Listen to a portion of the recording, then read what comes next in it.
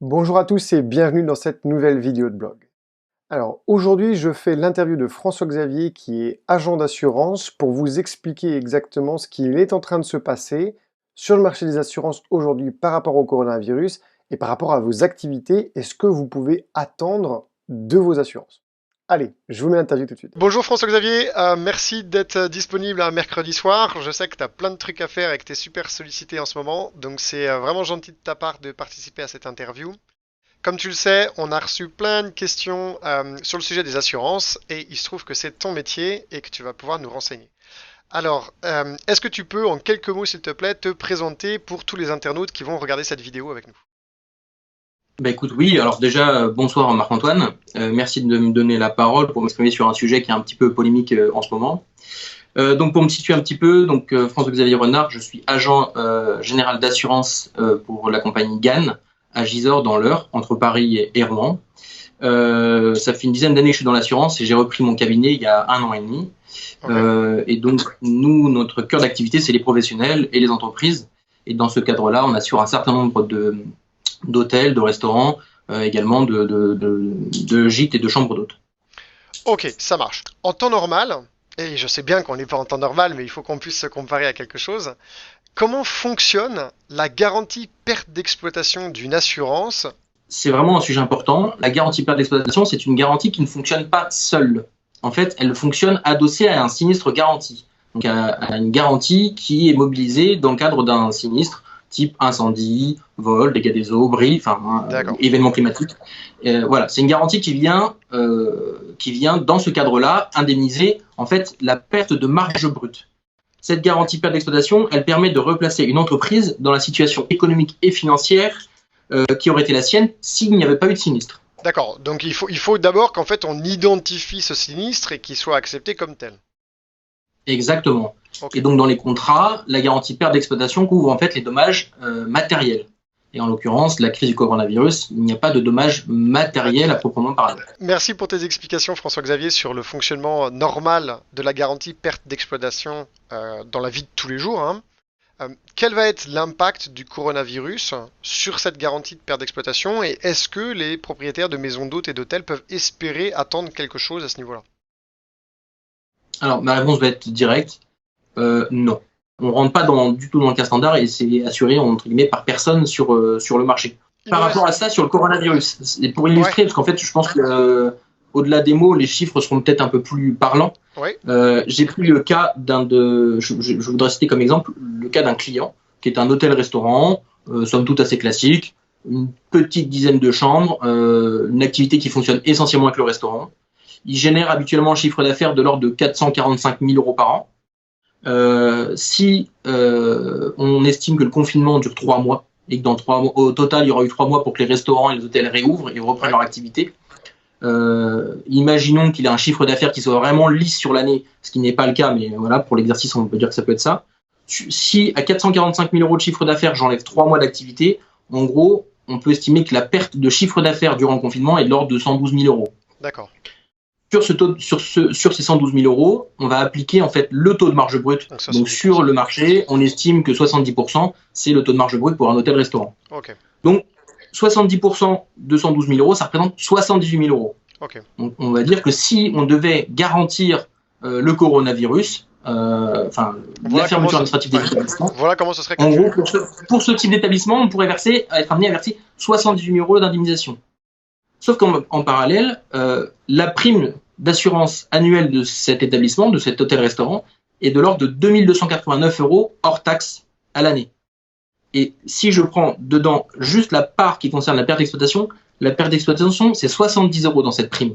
Donc c'est-à-dire que c'est vraiment infime, ça représente 3% de la prime annuelle. L'assurance fonctionne sur un principe de mutualisation, c'est-à-dire qu'en fait, c'est l'ensemble des clients qui payent une prime d'assurance pour être protégés, pour avoir l'établissement protégé, mais la prime qui est payée sert en fait à indemniser les clients qui ont été victimes de sinistres. Donc là, en l'occurrence, si on voulait que la garantie perte d'exploitation fonctionne pour cet établissement-là, en dehors du coronavirus, par exemple pour un incendie ou autre, 3 mois d'inactivité, pour payer les 80 000 euros de perte d'exploitation, il faudrait plus de 40 restaurants, enfin hôtels-restaurants, ou 40 clients qui payent une prime sans avoir de sinistre par ailleurs, pour qu'on puisse compenser entre ce qu'on encaisse comme prime et ce qu'on règle comme sinistre. Donc là, dans le cadre du coronavirus, avec tous les hôtels, restaurants, les chambres d'hôtes, etc., enfin toutes les entreprises qui ne peuvent pas travailler, qui ont l'obligation de fermer ou qui sont touchées, eh bien on ne peut pas faire face financièrement à ce sinistre. Aujourd'hui, le marché de l'assurance a estimé que il fallait couvrir les pertes d'exploitation du marché, il faudrait 60 milliards d'euros pour couvrir toutes les entreprises qui ont eu l'obligation de fermer et qui ont une baisse d'activité, qui ont une baisse de chiffre. 60 milliards d'euros, c'est considérable. Ça représente plus que ce que toutes les compagnies d'assurance encaissent en un an en France, sur la partie dommages, donc hors vie. Donc c'est vraiment considérable. C'est une année de prime, plus qu'une année de prime encaissée, sachant qu'il faudrait qu'il n'y ait aucun autre sinistre en parallèle, quoi. Ouais, parce que donc sinon, il ne pourrait pas être couvert. La solution réside a priori dans l'établissement d'un mécanisme spécifique, puisqu'en fait on a beaucoup entendu des gens, notamment sur les réseaux sociaux, des restaurateurs et autres, ou des gérants de chambres d'hôtes, qui disaient oui, est-ce qu'on peut pas appliquer par exemple le régime des catastrophes naturelles? Alors, sans parler du fait que le régime des catastrophes naturelles, ça représente à peu près 3 milliards d'euros, entre 3 et 4 milliards d'euros par an. Donc là, il faudrait 60 milliards, donc on n'y est pas du tout. Et en plus, ça serait dévoyer un fonds et on ne sait pas si d'ici la fin d'année, on aura des catastrophes naturelles ou pas. La solution résidera certainement, comme pour ce fonds des catastrophes naturelles, ou comme il existe aussi un fonds attentat, demain, on établira certainement une taxe sur les contrats d'assurance pour pouvoir justement pallier à des risques comme celui qu'on vient de connaître avec la crise du Covid. Ok, ça marche. Donc ça paraît très clair à ce niveau-là. Je pense que tu as plutôt bien répondu à cette question. Pour résumer assez brièvement, dans l'état actuel des choses, à part le groupe Crédit Mutuel CIC qui va verser cette prime de relance mutualiste pour les établissements, enfin pour 27 000 établissements qui ont eu l'obligation administrative de fermer, pour les autres, il faut pas attendre en fait de la part de leurs assurances une garantie de perte d'exploitation, ou alors vraiment au cas par cas discuter avec son assureur, voir si éventuellement lui il n'est pas capable à son échelle de faire un geste pour aider, pour sauver une entreprise. C'est vraiment ça. C'est exactement ça. Les garanties mobilisables sur le marché donc sont inexistantes, sauf cas très particuliers. Donc malheureusement, et on comprend en fait la situation de toutes les autres entreprises qui sur le marché français ont dû fermer ou ont une activité très réduite liée à cette crise et qui du coup effectivement risquent de voir la pérennité de l'entreprise remise en question. Il n'y a pas beaucoup de solutions. Aujourd'hui, chaque compagnie d'assurance et chaque banque assureur entre guillemets essaye de mettre en place des dispositifs pour essayer de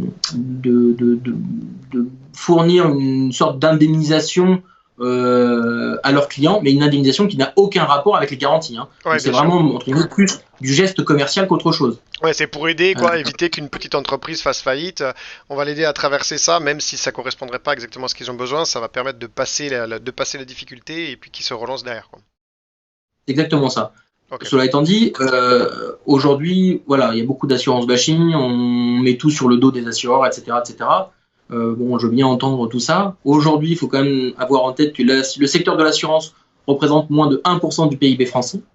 Malgré tout, les assureurs ont contribué à hauteur de 3,2 milliards d'euros à différents dispositifs de sauvegarde des TPE, au fonds de solidarité que l'État a mis en place avec le fameux 1500 euros. Ouais, on a beaucoup d'élèves qui ont réussi à obtenir ces 1500 euros. Donc voilà, faut bien qu'ils comprennent qu'une proportion non négligeable de ces 1500 euros ont été payés par les assureurs, alors qu'en soi, ils n'étaient pas du tout obligés de le faire.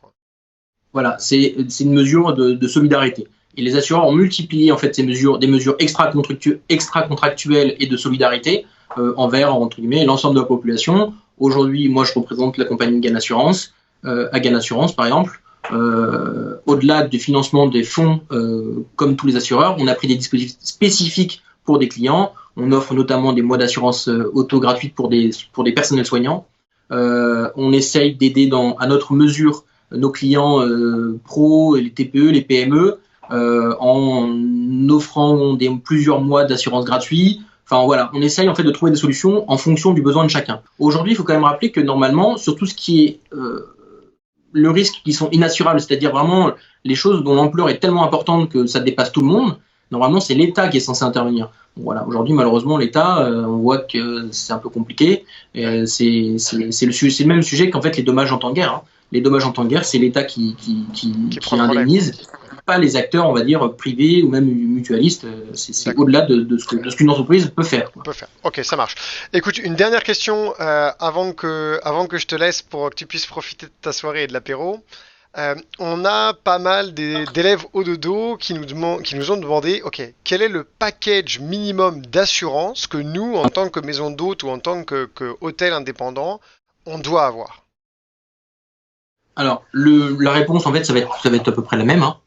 Les garanties essentielles à avoir, en fait, sont assez standardisées sur le marché. C'est de l'incendie, du dégât des eaux, évidemment, du vol, du bris de machine, éventuellement, pour ceux qui pourraient avoir des ascenseurs ou ce type d'équipement. Ouais. Voilà, ce type d'installation. Sachant que le volet hyper important, c'est aussi le volet responsabilité civile. Responsabilité civile, pourquoi? Parce que dès lors qu'un client vient chez vous, dans votre établissement ou votre maison d'hôte, si par une raison X ou Y, il subit il subit des dommages corporels de votre fait ou du fait de vos préposés, c'est vous qui en êtes responsable. Donc ça, c'est le premier point. On va dire, oui, mais bon, normalement, ça arrive peu ou pas. Oui, sauf qu'à côté de ça, vous avez aussi des infrastructures. Par exemple, vous avez une piscine, vous avez malheureusement un enfant qui viendrait à se noyer, par exemple, dans la piscine, même si vous êtes censé respecter les normes et les protections autour de la piscine, avec soit des clôtures, soit des bâches ou autres. Ouais. Si un enfant se noie, il faut que vous soyez en capacité de montrer que vous avez tout fait, tout mis en œuvre pour que ce type d'accident n'arrive pas. Ouais. Sinon, c'est votre responsabilité qui est engagée. D'accord. Donc voilà, c'est important. On a souvent aussi en zone rurale souvent des chambres d'hôtes d'ailleurs qui sont parfois au sein de fermes et qui proposent des balades à cheval ou autres. Dès lors que ce sont des prestations qui sont proposées dans le cadre de votre établissement, quelque part vous engagez aussi votre responsabilité par rapport au comportement que les chevaux pourraient avoir, etc., etc. Donc en fait tout ça c'est vraiment à bien intégrer. Donc l'assurance ne doit pas être vue que du côté, on va dire, dommage au bien, mais aussi en termes de responsabilité. Et ça c'est vraiment important. En termes de produits d'assurance, en fait, la situation va être assez simple. Vous avez un hôtel, bon, ils font un contrat à titre professionnel. En revanche, il y a beaucoup de chambres d'hôtes, de gîtes, sur lesquels vous n'avez pas forcément besoin de souscrire un contrat spécifique, mais ça peut être couvert par une option dans le cadre d'un contrat habitation. Donc là, je vous invite à vous rapprocher de votre assureur, et souvent, donc, on étend assez simplement les garanties de la maison sur la chambre d'hôte ou sur le gîte que vous pouvez avoir. Ok, super François-Xavier. Eh ben, écoute, c'est très clair. Je mettrai au montage ton adresse mail pour les gens qui ont des questions, si jamais ils ont besoin d'approfondir ça. Je te remercie beaucoup pour ta disponibilité ce soir. Je fais une toute petite parenthèse. Avant qu'on discute avec François-Xavier, j'ai contacté de nombreux agents d'assurance qui ont refusé de se mouiller et de participer à cette interview, probablement de peur un petit peu de prendre la responsabilité. Toi, tu as eu le cran de le faire, donc je te remercie. Et puis écoute, on continue de surveiller ça de très près. Il est possible que certains des internautes qui nous suivent aient des questions. François-Xavier, bien évidemment, y répondra avec ses équipes. On va vous mettre son adresse email pour ça. Voilà pour cette interview. J'espère que ça a été intéressant et instructif pour vous. Moi, en tout cas, j'ai appris plein de choses. Je vous le rappelle, pendant le confinement, on continue d'offrir gratuitement nos rendez-vous de diagnostic. Donc, si vous avez besoin de prendre du recul sur votre activité, n'hésitez pas à le planifier avec nous. Je vais vous mettre le lien sous la vidéo. Le principe est super simple. On fait un rendez-vous téléphonique ensemble, ou WhatsApp, ou Skype, ou FaceTime, comme vous voulez. Si vous êtes bien coiffé, il n'y a pas de souci, on peut se voir en vidéo. Et on va ensemble aller creuser dans votre commercialisation pour en extraire les points forts et les points faibles. Le but du jeu, c'est de vous aider à bien identifier ces points forts pour vous continuer à bien faire ce que vous faites bien et de faire évidemment l'état des lieux de tous vos points faibles pour que vous puissiez commencer à imaginer les solutions que vous allez devoir y apporter. Voilà, donc encore une fois, vous pouvez planifier ça avec nous en cliquant sur réserver un rendez-vous sur ododo.io, je vais vous mettre le lien. Et puis n'oubliez pas de vous abonner à la chaîne YouTube Ododo pour continuer à recevoir des notifications à chaque fois qu'on publie une nouvelle vidéo. Et je fais appel à vous, s'il y a un sujet en particulier que vous aimeriez qu'on traite avec la vidéo ou une interview que vous aimeriez qu'on fasse, eh bien n'hésitez pas à nous le dire et puis on essaiera de s'organiser de notre côté pour que ça arrive. Voilà. Bonne fin de semaine à tous, bon courage et on se retrouve dans la prochaine vidéo de blog.